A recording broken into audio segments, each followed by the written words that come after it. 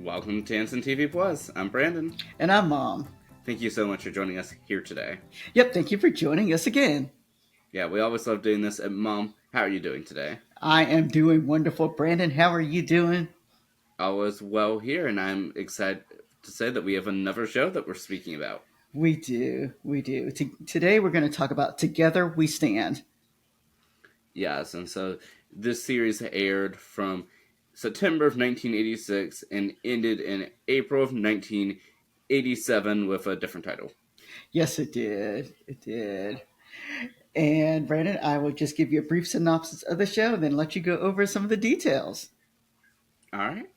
Alrighty. So basically, this show is about a family who's raising two children. One child is adopted, it's a girl, and the other child is not. It's their child is their natural child, and so they have an opportunity to adopt additional children, and they do end up doing that. And so that is the premise of the show. Well, Mom, thank you so much for that. You're welcome, Brandon. And overall, what'd you think about this first episode? You know what, Brandon? I liked it. Let me give you some details, just a little bit about the first episode itself, because it does take a little bit of background. This is for us an initiating pilot, initiating first episode, because you do need it in order to understand how the series does progress. Um, so basically, David and Lori have two children.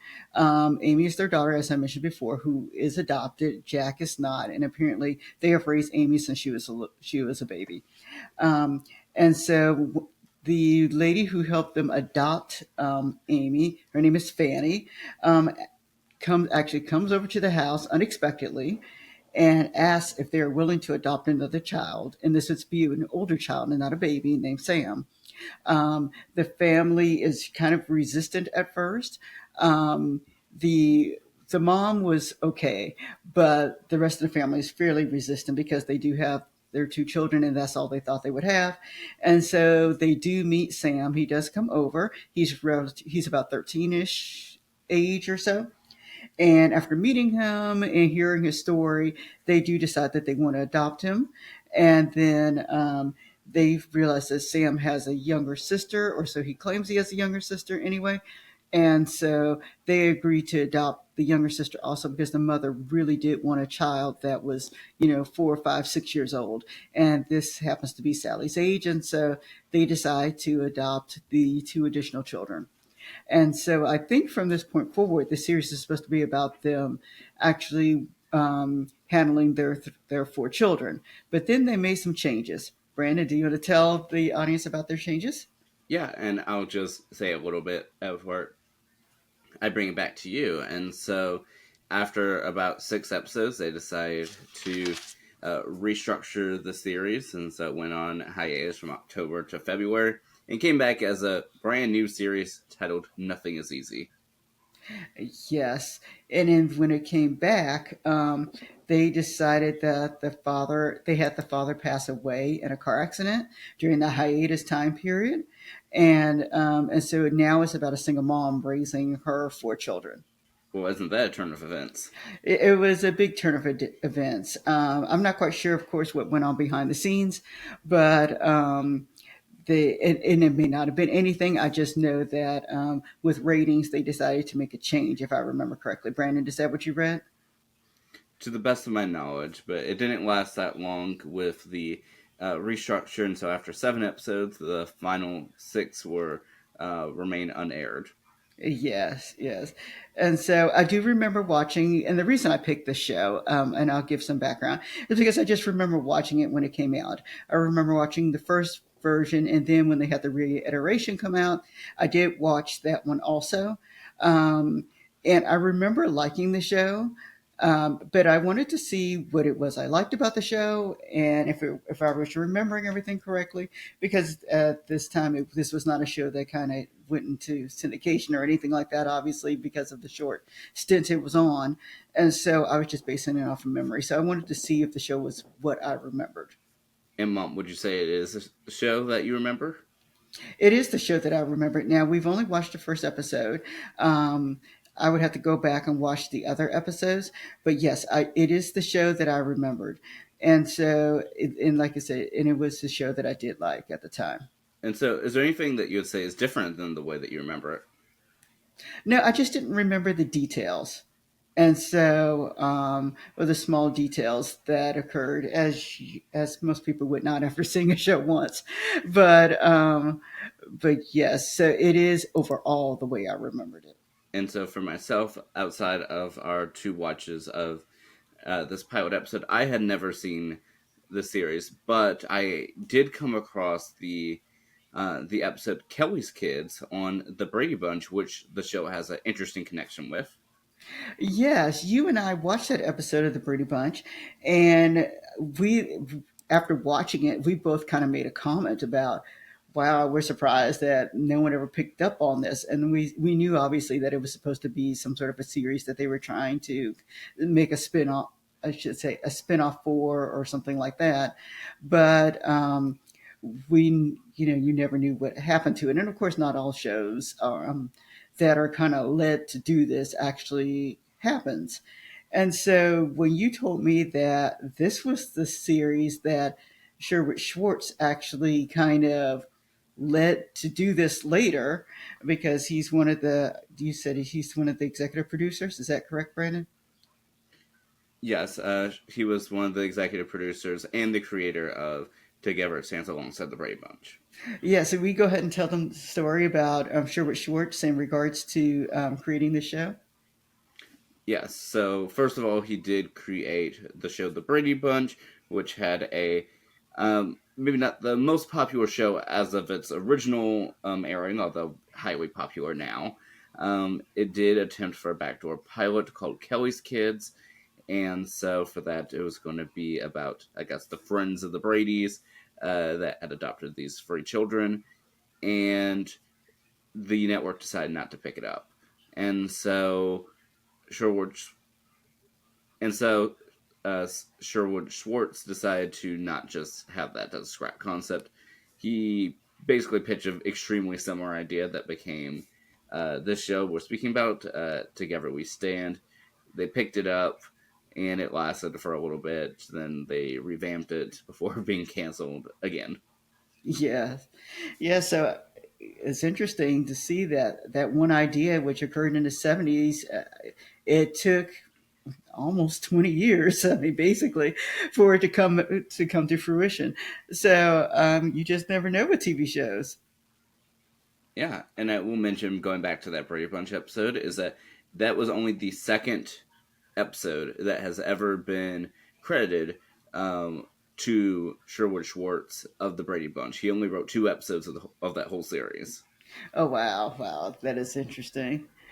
Well, and I will say, Brandon, for theme song purposes, I actually love the theme song to "Together We Stand," and I did through the course of the years. That is the one thing that stood out for me was the theme songs for the show.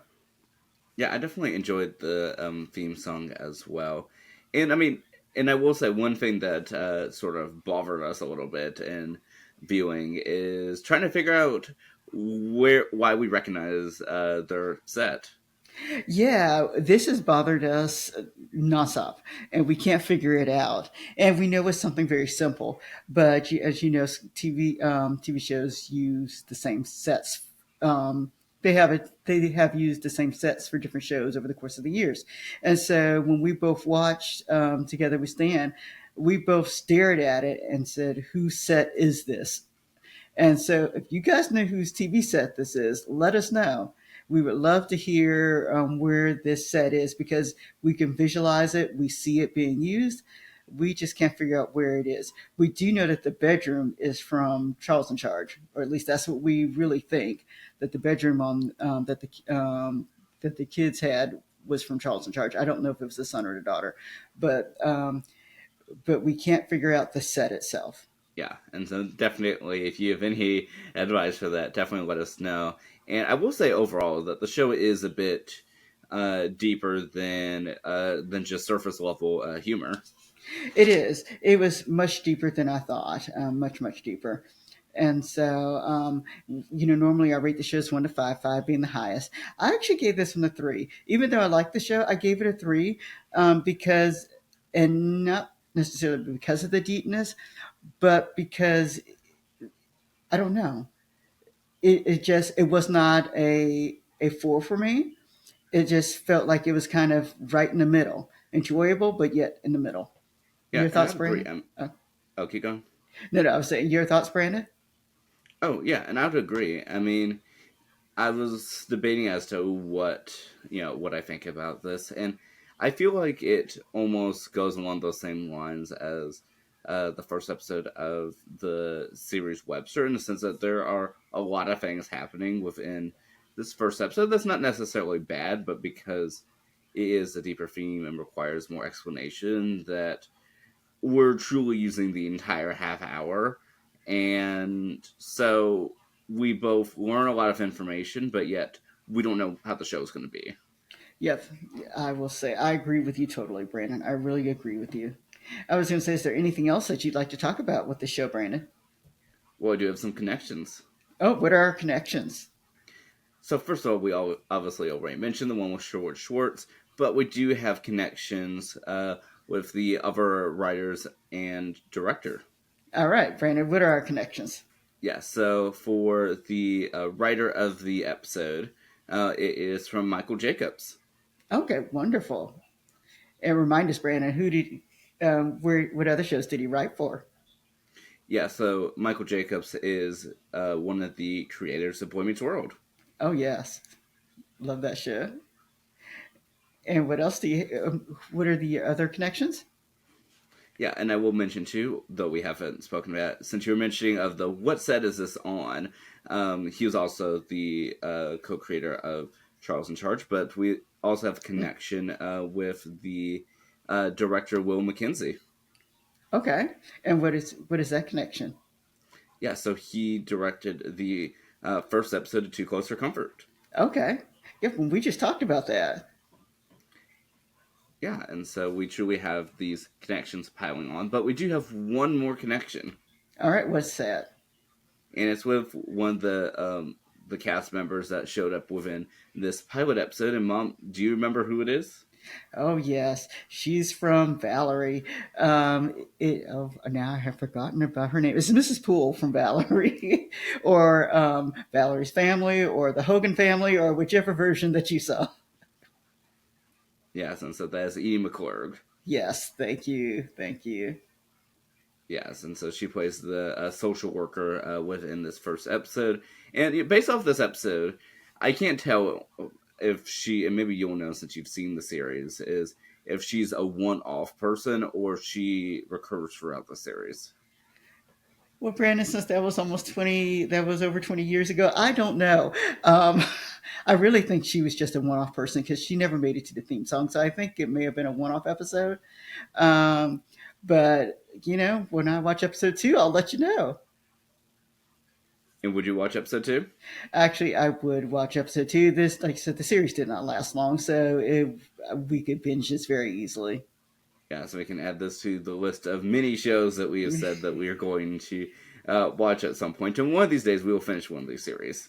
Yeah, one of these days we're going to come back and have an episode where we talk about the series that we did finish. So, but yes, but anything else you want to talk about, Brandon? No, I think that was it. I mean, it was definitely an enjoyable watch. I'd like to see how some future episodes go.